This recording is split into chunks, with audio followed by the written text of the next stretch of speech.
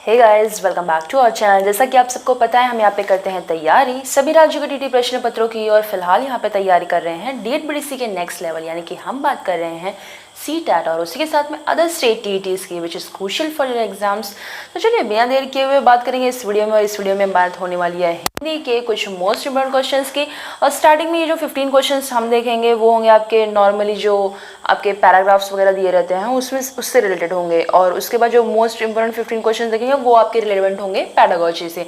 तो चलिए स्टार्ट करते हैं। स्टार्टिंग में यहाँ पे तो आपको देखने को मिल जाएगा कि भाई कोई गद्यांश दिया गया है जिसमें कि प्रश्न संख्या यहाँ पे मार्क की गई है 121 टू 128 तक। इन सभी प्रश्नों के उत्तर जो है वो विकल्प को चिन्हित करके देना है, यानी कि यहाँ पे जो एक कुछ आपको पैराग्राफ टाइप का दिया रहेगा, वो हो सकता है कि पोयम हो सकता है गद्य हो, पद्य हो, कुछ भी हो, उसमें से आपको उसमें से जो है वो आंसर्स को फाइंड आउट करना है। तो हम डायरेक्टली यहाँ पे चलेंगे आंसर्स की तरफ। तो पैराग्राफ में आपको दिखा देती हूँ, आप वीडियो को पॉज करके देख सकते हैं।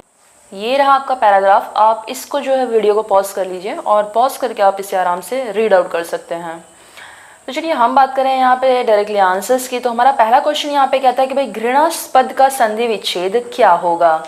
देखिए, अगर प्रश्न के हिसाब से जाए भाई घृणास्पद मतलब क्या है, इसकी हमें संधि करनी है। अब घृणा प्लस आस्पद इज इक्वल्स टू क्या होता है, घृणास्पद।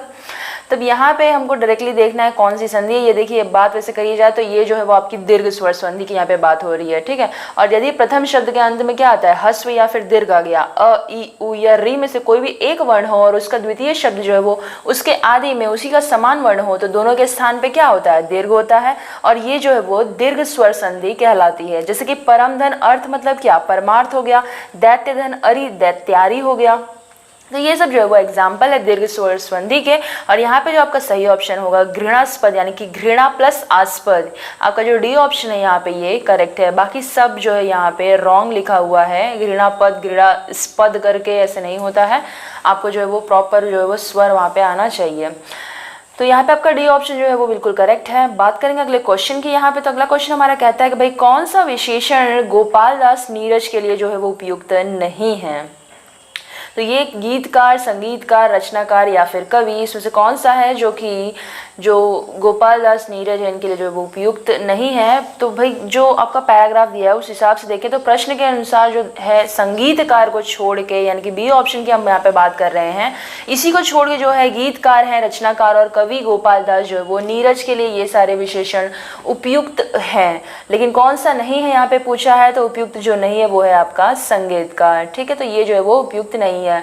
वह जो कि संगीत की धुन बनाकर या फिर संगीत का निर्देशन करता है उन्हें हम क्या कहते हैं, संगीतकार कहते हैं, जो कि इनके लिए यहाँ पे प्रयुक्त नहीं हुआ है। अगला क्वेश्चन हमारा कुछ कहता है कि भाई एक ही वाद्य यंत्र से कोमल और कठोर ध्वनि निकालना किस पर निर्भर होता है, वाद्य यंत्र पर, बजाने वाले की कला पे, श्रोता की रुचि पे, या फिर हल्के या तेज आघात पे। देखिए, हम सबको पता है कि वही वाद्य यंत्र से जो भी कोमल और कठोर ध्वनि अगर निकालना है तो हल्के या तेज आघात पे ये निर्भर होता है ना। तो जिस प्रकार से हल्के या फिर हल्का आघात करेंगे तो कोमल ध्वनि उत्पन्न होगी। तो भाई ये तो बात हो गई यहाँ पे वाद्य यंत्र की। ये किस हिसाब से भाई इसकी ध्वनि जो निकलती है वो है आपकी हल्के और तेज आघात पे, ठीक है।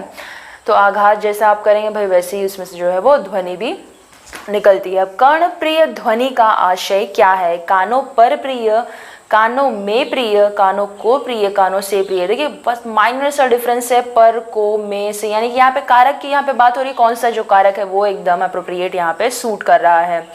तो यहाँ पे देखिए कर्ण प्रिय ध्वनि का आशय जो है वो कानों को प्रिय है ना।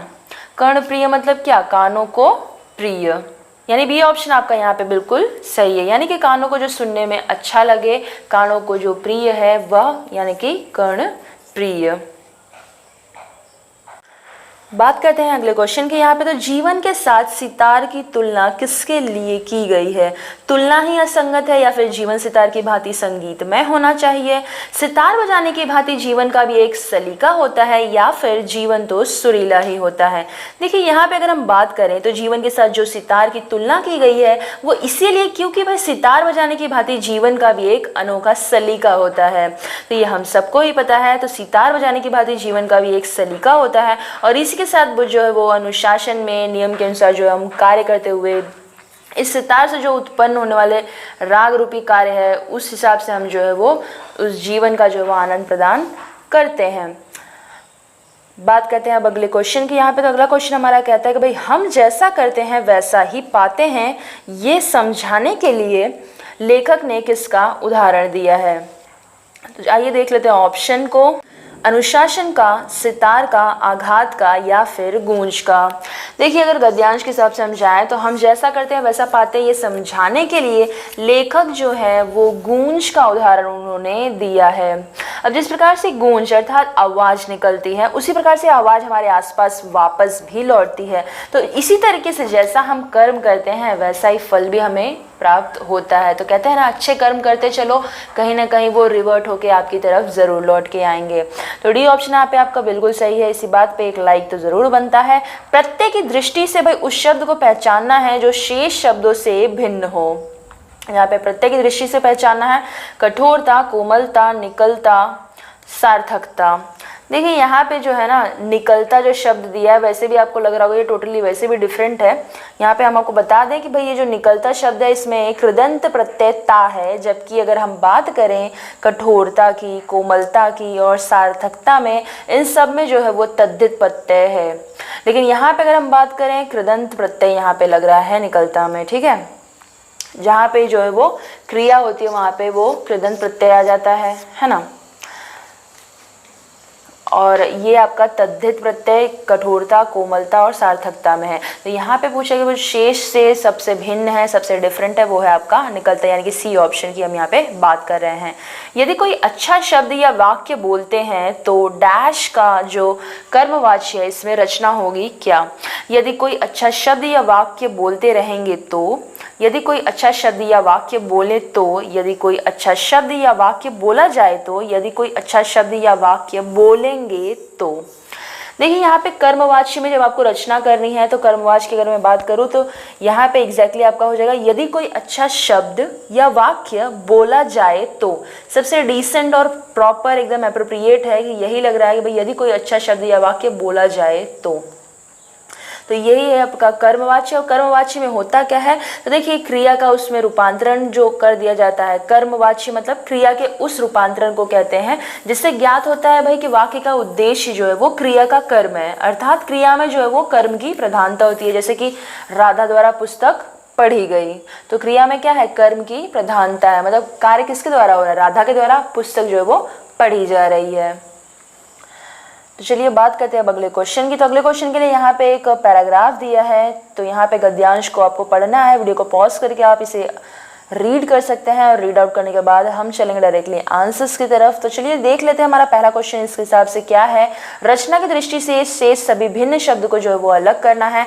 वास्तविक, मालिक, वैचारिक या फिर बौद्धिक। तो ये गद्यांश के हिसाब से अगर यहाँ पे जाए तो रचना की दृष्टि से अगर पूछा है तो देखिए रचना की दृष्टि से यहाँ पे मालिक शब्द जो है ना ये तीनों से भिन्न है। अब ये कैसे, देखिए वास्तविक, वैचारिक और बौद्धिक ये शब्दों में एक प्रत्यय लगा है ना। देखिए एक प्रत्यय, यहाँ पे भी एक प्रत्यय और यहाँ पे भी एक प्रत्यय, लेकिन मालिक शब्द में एक प्रत्यय नहीं लगा हुआ है। ये जो है मालिक शब्द, ये जो है वो एक मूल शब्द है, या कह सकते हैं आप धातु शब्द है ना।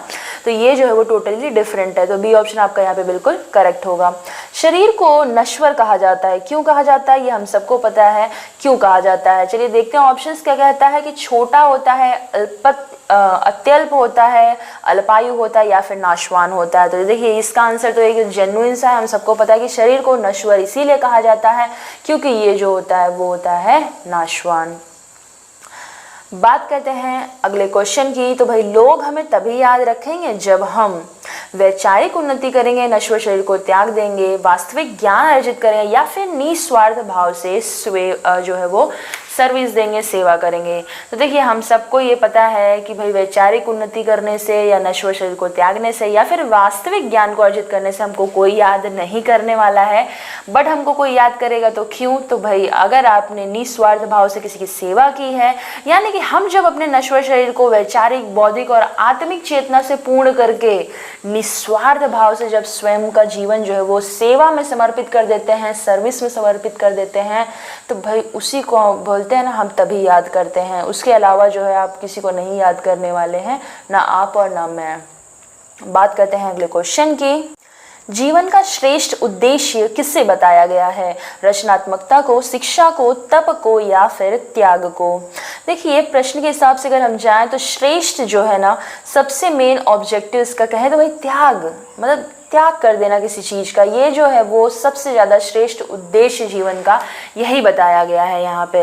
अब इसके हिसाब से मनुष्य को जीवन जगत और इसके जीवों के संबंध में असाधारण वैचारिक रचनात्मकता को अपना के निरंतर वही योग, ध्यान, तप व साधना जो है वो करनी होगी। तो इतना सब कुछ तो हमें नहीं करना, हमें बस अपनी पढ़ाई भी, अगर हम बोलते हैं ना तन मन धन लगा के जो है वो खाली पढ़ाई भी कर लेना, तो भी समझ लीजिए हमने बहुत कुछ कर लिया। अब उसके लिए आपको किस चीज़ का त्याग करना है तो आप समझ सकते हैं, टीवी, मोबाइल फ़ोन, सबसे बड़ा तो मोबाइल फ़ोन है। अगर उसका त्याग हो गया तो बस समझ लिया, मतलब आप काम के लिए देख रहे हैं वीडियोस वगैरह, देन इट इज़ ओके। लेकिन अगर आप सच में अगर काम की वीडियोस नहीं देख रहे हैं तो आप खुद समझदार हैं। चलिए बात करते हैं अगले क्वेश्चन की। तो त्याग के योग्य व्यक्तित्व प्राप्त करने के लिए आवश्यक क्या है? सद्गुण की प्राप्ति, असाधारण रचनात्मकता, साधारण पात्रता या फिर सर्वोच्च मानवीयता। देखिए यहाँ पे अगर हम बात करें आंसर की तो सबसे बेस्ट तो यहाँ पे यही है कि असाधारण रचनात्मकता की आवश्यकता यहाँ पे होगी, यानी कि हम बात कर रहे हैं बी ऑप्शन की। ये सब जो है वो गद्यांश के हिसाब से आंसर्स हैं, ठीक है। आध्यात्मिक अनुभवों से लैस होना होगा। रेखांकित शब्द का हमें अर्थ बताना है, सतर्क, सज्जित, पूर्ण या फिर रिक्त। लैस होना मतलब क्या होता है? देखिए लैस होने का मतलब क्या होता है? सज्जित होना। इसको मत कह देना कि पूर्ण होना, ठीक है, सज्जित होना होता है। So don't get confused, B option आपका यहाँ पे करेक्ट है। अगर मैं सतर्क की बात करूँ, सतर्क का मतलब होता है सचेत होना या सावधान होना, अलर्ट होना। पूर्ण मतलब क्या? पूर्णता या फिर भरा हुआ, पूरी तरह से युक्त, या कह सकते हैं ना कंप्लीट। रिक्त मतलब क्या? खाली या फिर ब्लैंक, ठीक है। तो सज्जित यहाँ पे जो है ना ये एकदम सही है। लैस होना मतलब सज्जित होना। तो अब तो कंफ्यूजन नहीं होगी आपको। आध्यात्मिक शब्द का निर्माण जो है वो किस उपसर्ग की सहायता से हुआ है? आद्य, अधि या फिर आधे? देखिए आध्यात्मिक शब्द का निर्माण जो है वो अधि उपसर्ग की सहायता से हुआ है। किससे? अधि। अब कौन सा अधि? ये वाला अधि नहीं, ये अधि की हम बात कर रहे हैं जिसमें अ की मात्रा है, आ वाली नहीं है, ठीक है। तो सी ऑप्शन आपका यहाँ पे करेक्ट है। अब अधि उपसर्ग जो है वो ऊर्ध्वता यानी कि उच्चता का सूचक है और अधिकता, प्रधानता, आधार, ऐश्वर्य या मुख्यता के अर्थ में जो है वो प्रयुक्त होता है, जैसे कि अधिकोष, अध्यर्थना, अधिवक्ता, ये सारी चीज़ें इसका एग्जाम्पल्स के रूप में। बात करते हैं अगले क्वेश्चन की। यहाँ पे तो अगला क्वेश्चन हमारा कहता है कि भाई प्राथमिक स्तर पे बच्चों की सहज और स्वाभाविक मौखिक अभिव्यक्ति में सबसे कम महत्वपूर्ण क्या होगा? मौलिक विचार, स्पष्टता, शुद्ध उच्चारण या फिर बोलने में आत्मविश्वास? देखिए इस यहाँ पे तो आपके 15 क्वेश्चंस कंप्लीट हो चुके हैं। अब इस क्वेश्चन को मैंने रीड आउट तो कर ही दिया है, तो चलिए चैनल को आप सब्सक्राइब कर लीजिए बिना देर के हुए। और यहाँ पे हम बात कर लेते हैं इस क्वेश्चन के आंसर की भी।